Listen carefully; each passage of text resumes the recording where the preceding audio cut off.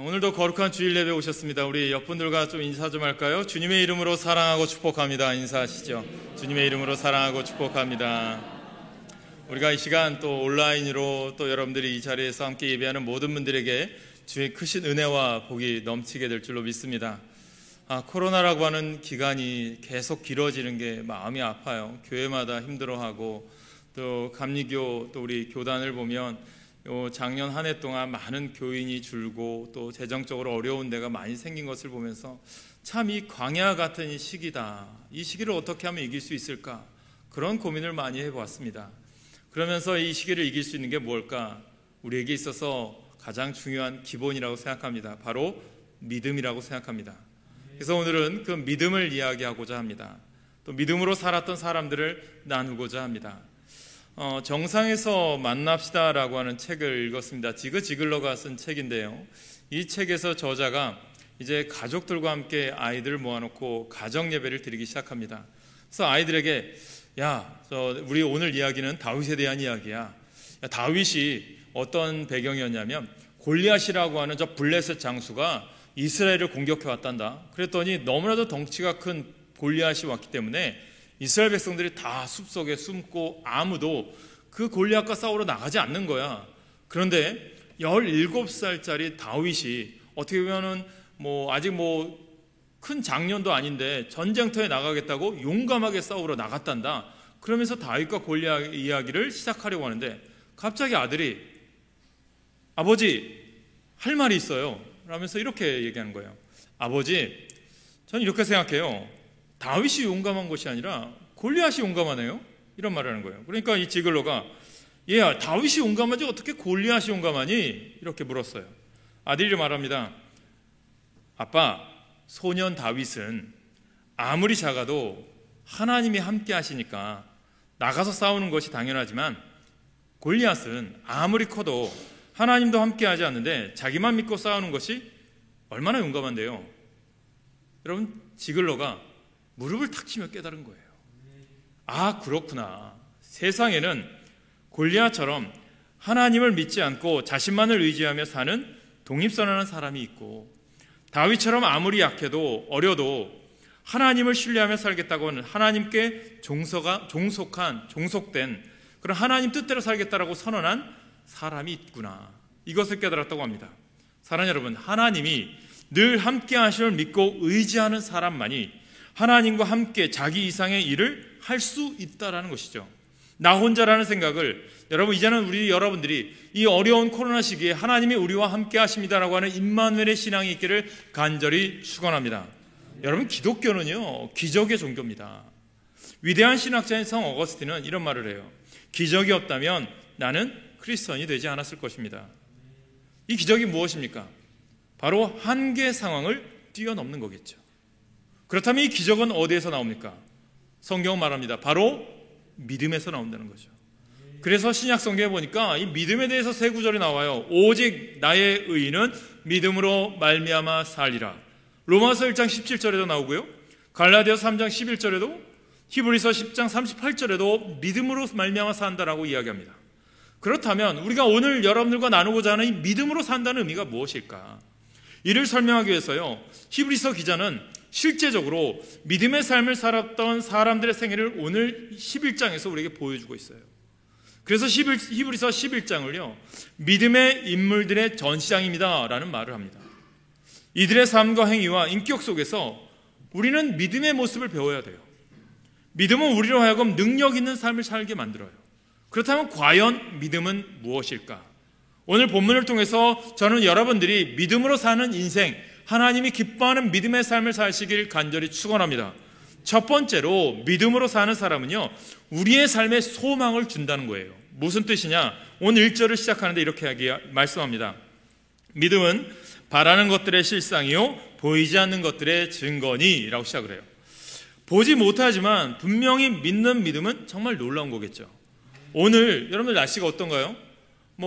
장마가 온 것처럼 이렇게 하다가 얼마 전에는 더워서 반팔을 여름옷을 급히 꺼내 입었다가 다시 또 좀 쌀쌀해서 긴팔 입어야 되고 날씨가 변덕스러워요. 그런데 요즘 보면 이제 매장이나 아니면 이런 데 가면 여러분들도 여름옷들을 다 준비하고 계실 거예요. 왜 여름옷들 준비하죠? 아직 날씨는 여름 같지 않은데 왜 그럴까요? 현실을 동떨어진 일들을 보면 아무렇지 않게 해요. 무엇이냐면 아무리 봄 날씨여도 쌀쌀해도 여름은 반드시 온다라고 하는 확신 때문이겠죠. 여러분, 우리가 사는 힘은 어디에서 나오는 걸까요? 음식에서 나오지 않아요. 어디에서 나옵니까? 미래에 대한 믿음에서 나온다는 거예요. 꿈이 분명하고 비전이 분명하고 그 꿈과 비전에 대한 확실한 믿음이 있으면 지금의 상황과는 아무런 상관이 없다라는 거죠. 그래서 믿음은 바라는 것들의 실상이라고 말하는 것입니다. 즉 미래에 아름답게 되어질 일을 먼저 믿고 사는 것이 우리 믿는 자의 삶인 거예요. 우리가 사는 이 시대가 코로나라고 하는 이 상황이 분명히 있지만 이 상황도 주님이 끝나게 하시고 미래에 우리들에게 하나님 이것을 이기게 하실 때가 있음을 믿기에 오늘도 내가 살아갈 수 있는 거 아닙니까?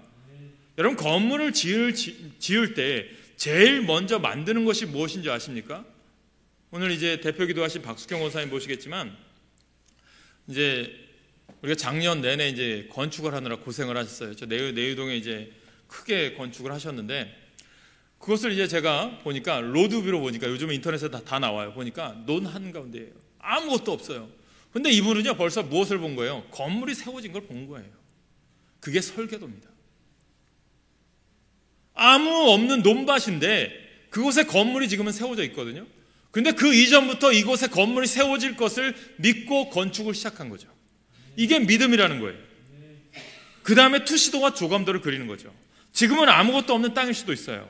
그곳에 그 그림을 붙여놓고 시작하는 거죠.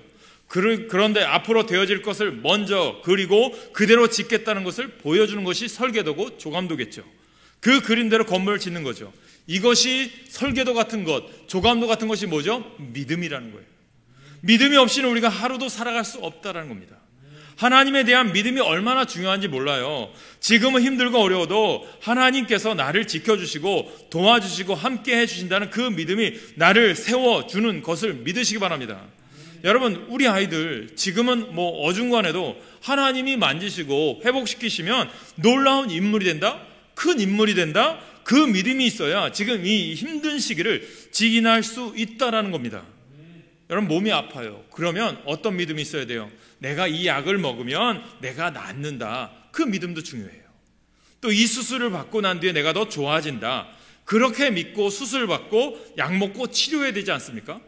하나님께서 약을 통해서 수술을 통해서도 회복시켜 주신다. 이런 믿음이 있어야 기도가 능력이 있고 힘이 있는 거죠.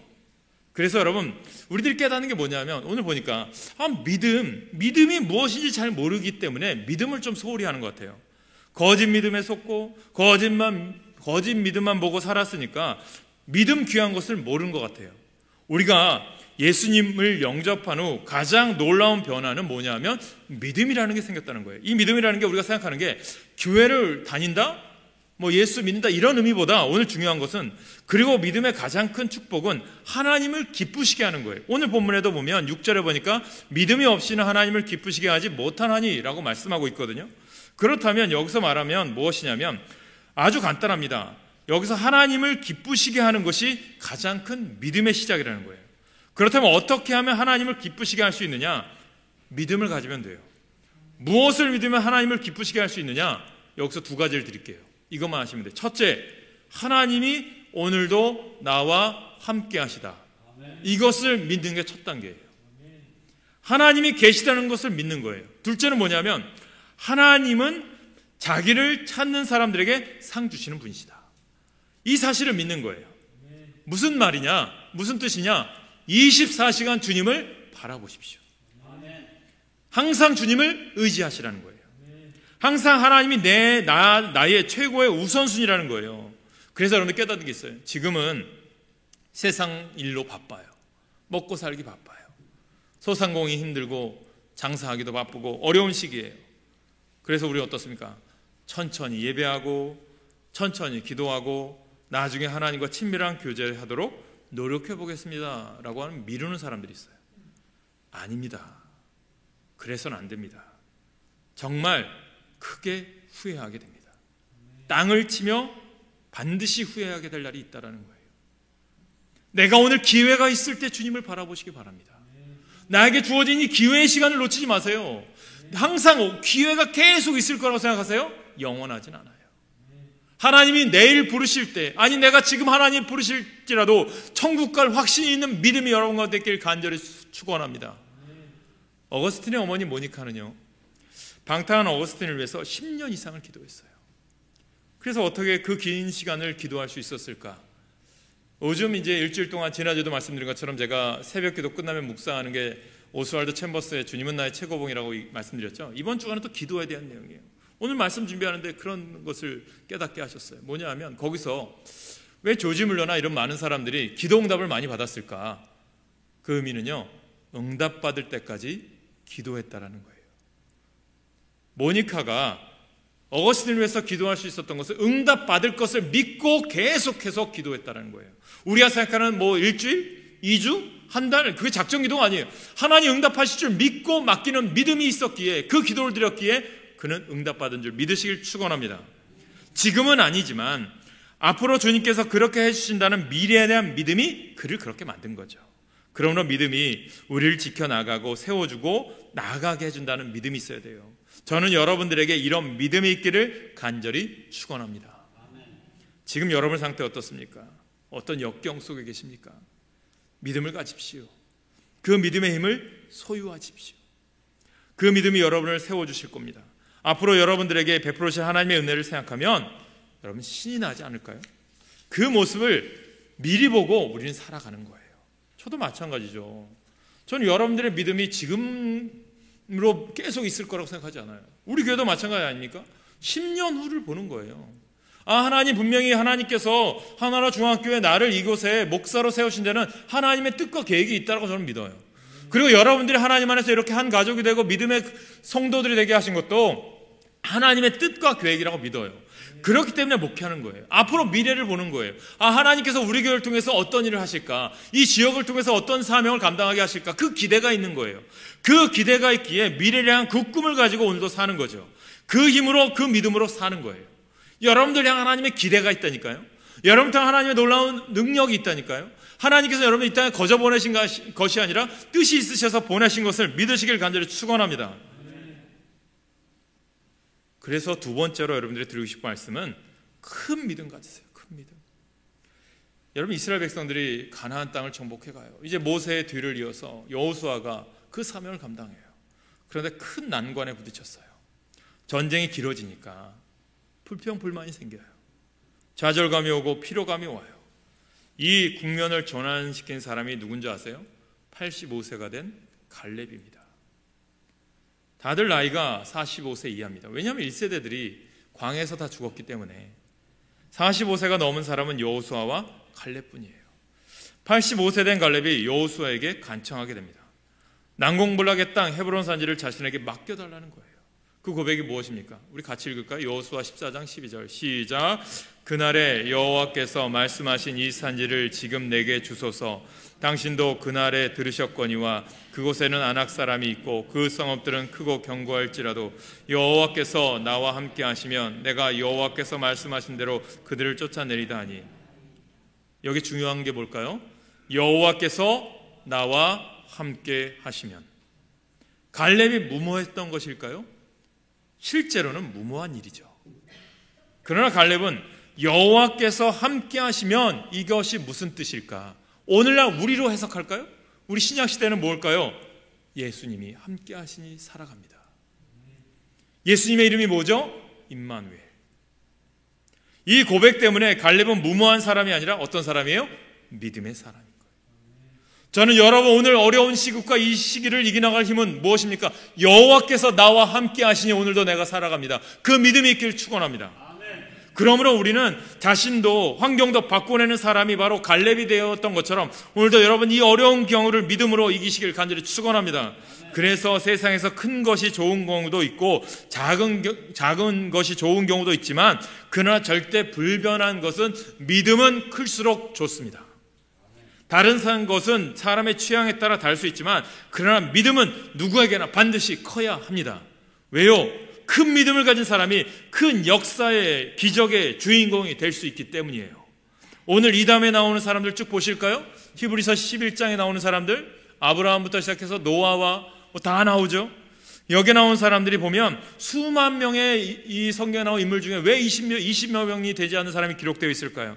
이 사람들이 보통 사람입니까? 그 시대에 그 당시의 사람들을 대표할 만한 엄청난 믿음을 가진 사람이라는 거예요. 여러분도 이 믿음을 사모하고 큰 믿음의 소유자가 되시길 간절히 축원합니다. 주님이 보니까 예수님께서 백부장의 믿음이 크다고 하셨어요. 수로보니게 여인의 믿음이 크다고 하셨어요. 믿음이 컸을 때 그들은 다 병에서 고침을 받았을 뿐만 아니라 주님께 인정을 받았습니다. 정말로 하나님을 믿고 사는 사람과 그렇지 않은 사람은 무엇이 다를까요? 제일 중요한 것은 삶의 목적이 다르다는 거예요. 어제 이제 제가 아는 분입니다. 컴패션의 대표 서정인 목사님의 간증을 제가 좀 들었는데 그런 얘기를 하시더라고요. 우리 요즘 잘 아죠? 신혜라 씨 유명하잖아요. 이분이 한때 너무 마음이 힘들고 어려운 때가 있었대요. 사랑하는 어머니가 일찍 소천하신 거예요. 마음이 아파서 힘들어서 이제 자신의 삶을 좀 되돌아보려고 미국을 좀 가게 되었대요. 근데 어머니가 물려준 게 무엇이 있을까 찾아보니까 책 한 권을 물려주셨대요. 책이 뭐냐 하니까 리고렌 목사님의 목적이 이끄는 삶이에요. 이 책을 갖고 무작정 미국 가서 좀 쉬었다 왔어요. 그러면서 미국 가서 이제 다시 한국으로 가는 비행기를 탔는데 저도 이제 미국서 여기 오면 한 13시간, 14시간 정도 걸려요. 오래 걸리죠. 그동안 뭐 할까 하다가 이 어머니가 물려준 책을 정독하기 시작했다고 합니다. 목적이 이끄는 삶. 그래서 이 책을 비행기에서 정독했는데 그런 생각이 들더래요. 내가 연예인인데 하나님의 목적에 맞는 삶이 무엇일까? 그런 고민에 빠졌다고 합니다. 그때 그러고 나서 이제 고민하던 중에 한국에 도착해서 지인들을 만나기 시작했대요. 그런데 지인들이 만나자마자 신혜라 씨에게 이런 얘기를 하더래요. 신혜라 씨, 우리 같이 컴패션 같이 하지 않을래요? 갑자기 하나님께서 나에게 주신 목적이 연예인이지만 어려움 당한 영혼들, 아프리카의 한 영혼 어린이들, 또 우리나라의 어려움 당한 영혼들을 도우라는 뜻이 있구나. 그것을 감당하기 위해서 어떻게 합니까? 컴패션을 시작하고 남편인 차인표도 그렇게 하죠. 지금 많은 영혼들을 위해서 희망과 소망의 메시지를 주죠. 또 상담학을 공부하고 아동심리를 공부해서 지금은 아이들에게 육아에 대해서 그런 것을 TV에서 요즘 많이 하고 있잖아요. 사랑하는 여러분, 제일 중요한 것은요, 믿음이 있는 사람은 삶의 목적이 달라요. 믿음으로 생각하는 사람은 삶의 목적이 자기 자신이 아닙니다. 이게 제일 중요해요.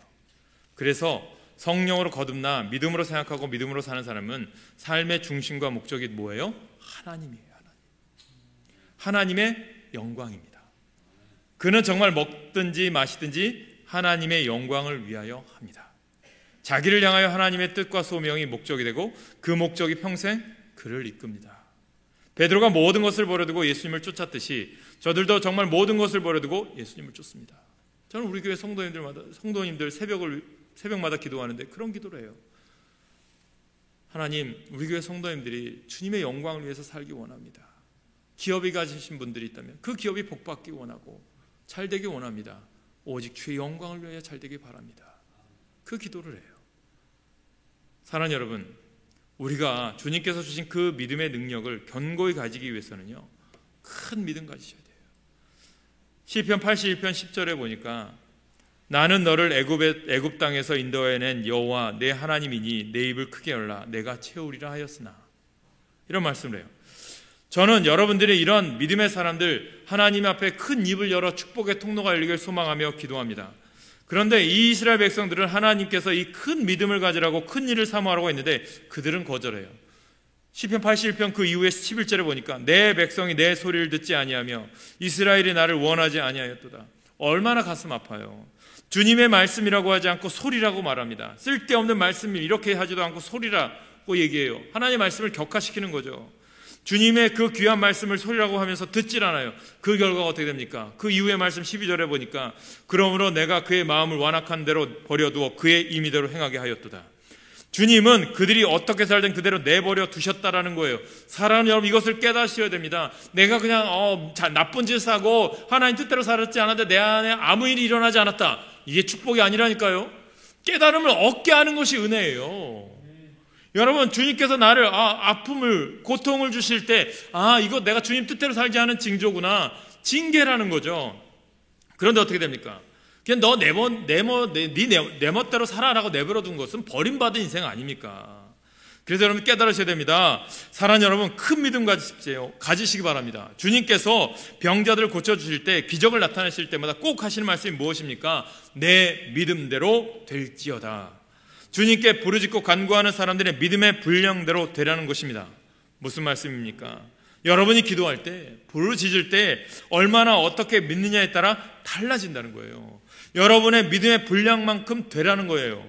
믿음의 분량은 지금 여러분들의 상황과는, 여러분들 지금 처지와는 상관이 없어요. 지금은 여러분이 가진 것과는 아무런 상관이 없어요. 여러분들이 믿음으로 나가실 가지를 축원합니다. 한때 베스트셀러였던 백악관을 기도실로 만든 대통령 누굽니까? 링컨이죠. 링컨의 삶은 어떤 줄 아세요? 저 시골에, 미국에서도요 시골이 있어요. 켄터키주 중부 한가운데에 있는 그것은 시골이라고 얘기해요. 대도시들은 거의 이제 서부와 동부에 있어요. 그런데 이 켄터키에서 우리가 쉽게 얘기하면 찢어지게 가난한 농부의 아들이에요. 근데 그가 엄청난 믿음과 기도로 미합중국 대통령이 되고 노예해방을 한 대통령이 돼요.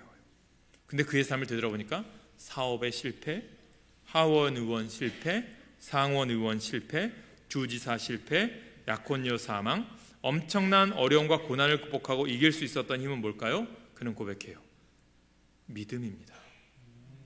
어릴 때 노예시장에서 비극을 보고 내 평생 내가 하나님께서 이 땅에 보내신 목적이 노예 해방이다, 이것을 믿은 거예요. 그러니까 에브라함 링컨은 어떤 생각한 거예요? 대통령이 목적이 아니라 노예 해방을 위해서 내가 대통령이 되어야 되겠다. 그러니까 그를 대통령으로 만드신 분은 누구예요? 하나님이신 거죠. D.L. 무디 목사님 어떻습니까? 어릴 때 아버지가 돌아가시고 신문팔이 구두 닦기로 초등학교 졸업이 전부였지만 영혼을 구원하려고 살려야 된다라고 하는 그 믿음이 한 세기의 위대한 부흥사가 되어서 미국의 영적인 흐름을 바꾸었습니다. 록펠러는 홀로 사는 가난한 과부의 아들이었습니다. 너무 가난하여 한 끼 양식도 없을 때가 있었지만 하나님에 대한 그 믿음과 순종으로 전무후무하게 큰 부자로서 하나님의 영광을 나타내요. 데일 카네기도 마찬가지고, 우리가 잘 아는 고 강영호 박사님 어떻습니까? 어릴 때 부모와 누나를 다 잃어도 맹인이 되었어도 그가 좌절하고 낙심하지 않고 끝까지 믿음으로 나갔을 때 백악관 국가장애인 차관보에 오른 강영호 박사가 됩니다. 그의 아들도 그 이후에 오바마를 통해서 쓰임받게 되죠. 그런데 나는 왜 안 됩니까? 내 환경이 어렵다고요? 능력이 부족하다고요? 금수저가 아니라고요? 믿음의 문제입니다. 믿음. 그렇기 때문에 큰 믿음이 중요하다는 거예요. 여러분, 자녀에 대해서도 큰 믿음을 가지시고 크게 기도하세요. 경제도 마찬가지입니다. 내가 크게 주의 일 한번 해보겠다. 배우자들에게도 마찬가지예요. 믿음의 눈을 가지고 보시고 기대하시고 기도하십시오. 눈에 안 보인다고 없는 것이 아닙니다. 바람도 공기도 눈에 안 보이지만 분명하게 존재하죠. 마찬가지로 하나님 내 눈에 보이지 않아도 분명히 오늘도 우리와 함께 하시고 지금도 살아 역사하십니다. 이 사실을 믿고 믿음의 눈으로 하나님의 응답을 볼 줄 아는 그러한 사람이 오늘 믿음의 사람인 것입니다. 세 번째, 믿음으로 사는 사람이 되기 위해서는요, 대가를 지불하셔야 돼요. 대가. 큰 믿음은 잠깐 동안 있다가 사라지는 것이 아니에요. 늘 마음에 있어야 하고 그 믿음이 자라야 하고 잘 간직하셔야 돼요. 큰 믿음을 가졌으면 그 믿음에 맞는 대가를 지불하시라는 거예요. 믿음은 있는데 가만히 있으면 아무런 일이 일어나지 않아요. 큰 믿음을 가졌으면 믿음에 맞는 말을 해야 되고 훈련을 받아야 돼요. 긍정적인 말을 해야 되고 긍정적인 생각을 해야 됩니다. 믿음은 근데 말이나 생각이 부정적이고 소극적이면요, 아무 일도 일어나지 않아요. 그런 분들이 있어요. 말로 다 까먹는 분들이 있다니까요. 그러니까 내 말 한마디가 중요하다니까요. 사랑하는 여러분, 그렇습니다. 우리의 마음에는 항상 두 마음이 싸우고 있어요. 어떤 마음일까요? 주님 말씀대로 할까? 내 상황이 지금 힘들어. 지금 이래. 내 생각대로 하자는 생각. 항상 싸우지 않습니까? 이 말은 뭘까요? 영적인 생각과 그에 반대되는 육적인 생각이 서로 싸우고 있어요. 그럴 때 우리는 어떻게 됩니까? 영적인 생각이 이길 수 있도록 물을 줘야 되는 거예요. 그쪽으로 우리 마음이 항상 발전시켜야 돼요. 이 말은 뭘까요? 우리의 믿음이 욕망이 되지 않도록 하기 위해서는요, 여러분의 그 큰 믿음의 열매를 맺기 위해서는 그 물을 줘야 되는데, 그 물이 뭘까요? 불같은 기도라는 겁니다. 기도. 마찬가지로 믿음 맞는 기도를 해야 하고 그 대가를 지불하셔야 돼요. 시험을 앞두고 있는 학생이 야, 이번 시험 좀 내가 좀 잘 볼 것 같아. 그런 믿음이 생겼어요. 그런데 어떻습니까? 가만히 있어요. 성적이 오를까요? 안 됩니다. 최선을 다해서 공부해야 돼요. 그래야 공부한 것보다 더 좋은 성적을 거둘 수 있게 되는 거죠. 감나무 밑에 가만히 누워있으면 감이 뚝 떨어져서 내 입에 떨어질까요? 그것은 믿음이 아닙니다. 하나님을 만홀히 여기지 마세요. 세계적으로 사용 가치가 높은 운하가 있어요. 얼마 전에 수에즈 운하가 막혀서 이렇게 했다고 하는데, 그보다 더 사용 가치가 높은 운하는 파나마 운하예요. 파나마 운하. 동양에서 미국으로 가는 선박이 미국의 이제 동부 지역으로 가려면 꼭 이 파나마 운하를 통과해야 돼요. 근데 파나마 운하는 미국 공병대에 의해서 1904년부터 10년 동안 작업하여 1914년에 완공이 되었다고 합니다. 그 10년 동안요, 이 비판이 끈질기게 이 운하를 건설하는 동안 있었대요. 왜냐하면 태평양과 대서양은 물 차이가 있어요. 그래서 이것을 연결시키면 물이 한쪽으로 몰리기 때문에 통과를 제대로 한쪽에서만 할 수 있지 양쪽으로 왔다 갔다 할 수 없어요. 그러니까 많은 사람들이 비판이 있는 거죠. 참다 못해 이 공사를 책임지고 있던 부관이 파나마 운하의 총 책임자인 이 게탈 대령한테 책임자에게 이런 말을 했던 거예요. 야, 이 온갖 비판에 대해 가만히 있을 수만은 없지 않습니까? 대령님 좀 한 말씀만 해주세요. 이런 얘기했어요. 그때 게탈 대령이 이런 말을 했다고 합니다. 운하가 개통되면 운하가 말할 것이다. 운하가 개통되면 모든 비판이 헛된 비판으로 드러날 것임을 그는 알고 있었습니다. 믿음으로 행한 일은요, 때가 되면 하나님의 위대하심과 신실하심을 알게 된다는 것입니다. 믿음이 이루어지기 위해서는요, 그 비전을 맞게 그 믿음에 맞는 대가를 지불해야 합니다. 그 믿음에 맞는 기도가 있어야 됩니다. 그에 맞는 기도를 하셔야 됩니다. 구두수송공이었다가 인도 선교의 창시자가 된 윌리엄 캐리는 이런 말을 했습니다. 하나님께서 하실 위대한 일을 기대하고 그 일을 시도하라. 지금 우리에게 필요한 것은 큰 믿음이에요. 그리고 그 믿음의 대가를 지불하는 거예요. 그 큰 믿음의 열매가 여러분과 오늘 우리 교회 또 여러분 삶 가운데 넘쳐나기를 간절히 축원합니다. 네 번째로, 정말 믿음의 사람은 욕심에 이끌려 사는 사람이 아니라 소명에 이끌려 사는 사람입니다. 그런데 저를 포함한 우리 많은 교인들의 삶의 목적과 목표는 이상하게 자기 자신이 많아요. 자기 자신의 야망을 이루는 것이고 욕망을 이루려고 하는 사람들이 많아요. 그 야망과 욕심을 이루는데 하나님의 능력을 빌리려고 하는 것이 많아요. 그것은 정말 영적으로 거듭나 삶의 의미와 목적을 오직 하나님께 두는 진정한 그리스도인과는 많이 다른 모습이라는 거예요. 성경은요, 하나님의 약속입니다. 성경 모두가 다 하나님의 언약입니다. 성경은 하나님의 약속으로 가득 차 있음을 우리가 아셔야 돼요. 그 모든 약속은 축복의 약속이에요. 성경에는 하나님의 축복으로 가득 차 있습니다. 성경은 정말 축복의 창고예요. 이 축복의 창고는 무엇으로 열 수 있어요? 믿음이라고 하는 열쇠로 열 수 있는 거예요. 믿음은 보이는 것을 믿는 것이 아니라 보이지 않는 것을 믿는 거예요. 믿음은 머리로 이해되는 것만을 따라 생각하고 사는 것이 아니에요. 우리의 이해와 머리를 넘어 역사하신 하나님을 믿고 생각하고 행동하는 것입니다. 하나님의 역사를 일으킨 사람은 모두가 다 믿음의 사람들이었어요. 사람들이 보기에는 무모한 사람이었어요. 늘 세상을 거슬려 도전하는 사람들이었어요. 그러나 믿음은 바라는 것들의 실상에 보지 못하는 증거입니다. 그런데 그 믿음으로 말미암아 나타나는 실상과 증거는 세상의 스케일과는 다르다는 거죠. 그것은 사람의 힘으로 이룰 수 있는 스케일이 것이 아닙니다. 하나님이 하시면, 하나님이 아니시면 할 수 없는 일들이 우리 가운데 일어나는 거죠. 그것을 우리는 뭐라고 얘기하죠? 축복이에요. 축복. 하나님이 도우셔서 하신 일들을 우리는 축복받았다는 거죠. 하나님을 믿는 것은 생각처럼 쉽지 않습니다. 그러나 정말 하나님을 믿고 자신의 인생을 걸 수 있다면 그는 정말 믿음의 실상과 증거가 얼마나 크고 위대하신 것인지를 볼 수 있게 될 줄 믿습니다. 사랑하는 여러분, 저는 여러분들에게 드리고 싶어요. 그냥 교회에 다니는 사람 되지 마시고 하나님을 정말로 믿는 사람 될 수 있기를 축원합니다. 이기적인 욕심을 버리고 삶의 의미와 목적을 하나님께 두는 사람들 되시길 바랍니다. 먹기 위하여 살지 말고, 마시기 위하여 살지 말고, 부자 되고 세상에서 성공한 사람이 되기 위해 살지 말고, 먹든지 마시든지 부자 되고 세상에서 성공한 사람이 되든지 그것을 다 주의 영광을 위하여 쓰는 사람이 됐을 수 있기를 간절히 소망합니다. 먹어도 주를 위하여 먹고, 마셔도 주를 위하여 마시며, 부자가 되고 성공을 하여도 다 그것을 주를 위하여 쓸 줄 아는 사람이 되실 수 있기를 간절히 축원합니다. 그래야 주님은 부어주시는 거예요. 사랑하는 여러분, 하나님을 믿으세요.